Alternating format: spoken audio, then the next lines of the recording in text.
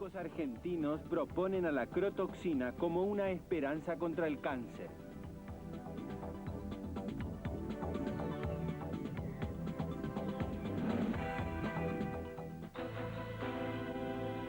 El 26 de abril de 1986, en la central nuclear soviética de Chernobyl, se produjo el peor accidente de la historia del aprovechamiento pacífico de la energía atómica.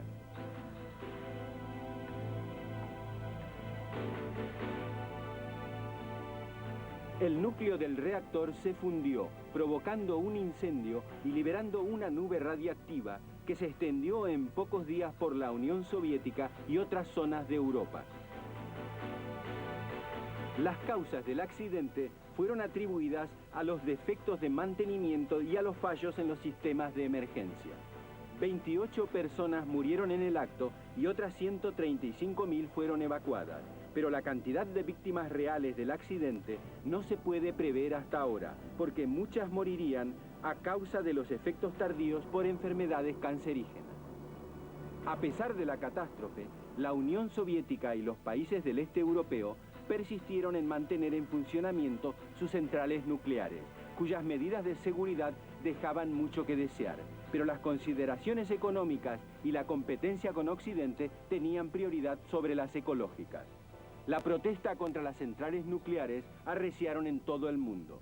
En España se paralizaron las obras de la central de Lemoniz. El desarrollo industrial descontrolado acarreó efectos cada vez más preocupantes. La lluvia ácida provocó la desaparición de numerosos bosques en Europa. La causa principal era el óxido de nitrógeno procedente del tubo de escape de los automóviles, así como el dióxido de azufre producido por la combustión de carbón y petróleo. Otro fenómeno alarmante fue el descubrimiento de agujeros en la capa de ozono que rodea a la Tierra y limita el efecto de los rayos solares. Los causantes principales eran los gases de los aerosoles y algunos de los utilizados en las heladeras y otros sistemas de refrigeración. Los agujeros causan cambios en el clima y daños irreparables en la naturaleza. En Bhopal, India, el 3 de diciembre de 1984, más de 2.000 personas murieron y otras miles perdieron la vista a consecuencia de una fuga de gases tóxicos en una factoría química de la empresa norteamericana Union Carbide. Una válvula mal ajustada fue el origen de la tragedia.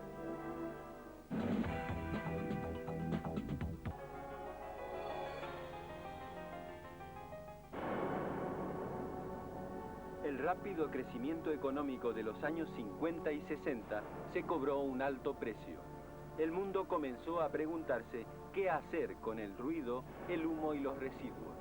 El hábitat de los seres vivos empezó a peligrar.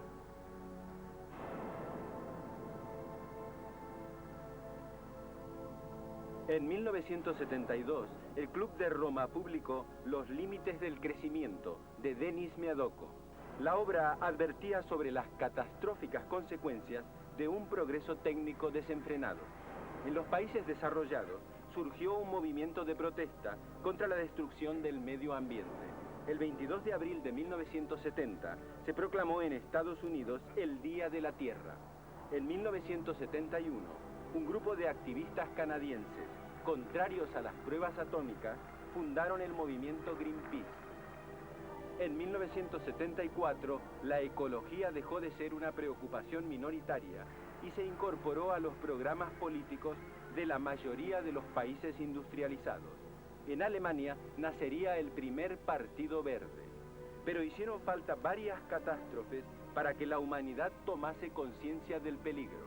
El 10 de julio de 1976 se produjo una explosión en la industria química Igmesa, situada en Seveso, al norte de Italia.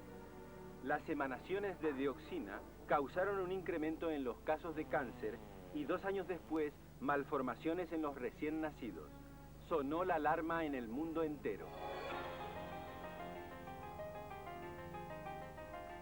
El compositor...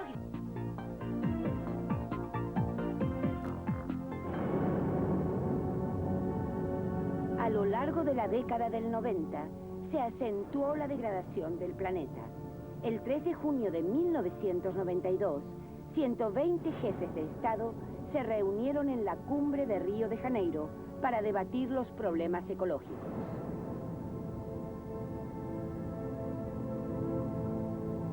Los llamados países en vías de desarrollo hicieron responsables a los países ricos por las emisiones de dióxido de carbono y otros gases que diezman los bosques y las especies.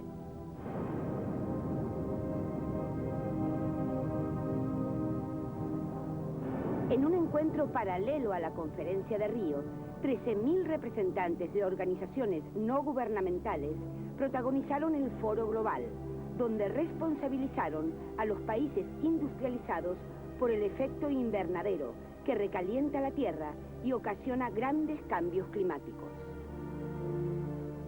Muchas culturas indígenas, en especial del continente americano, cayeron víctimas de la explotación inescrupulosa de los recursos.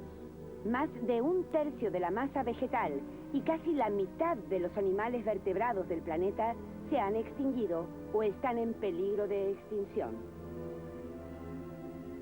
En Berlín, en 1995, los gobiernos volvieron a celebrar una conferencia sobre el clima, pero tampoco se pusieron de acuerdo. Muchas organizaciones ecologistas, como Greenpeace, han intensificado sus campañas. Se trata de salvar la única casa con que cuenta la humanidad, el planeta Tierra.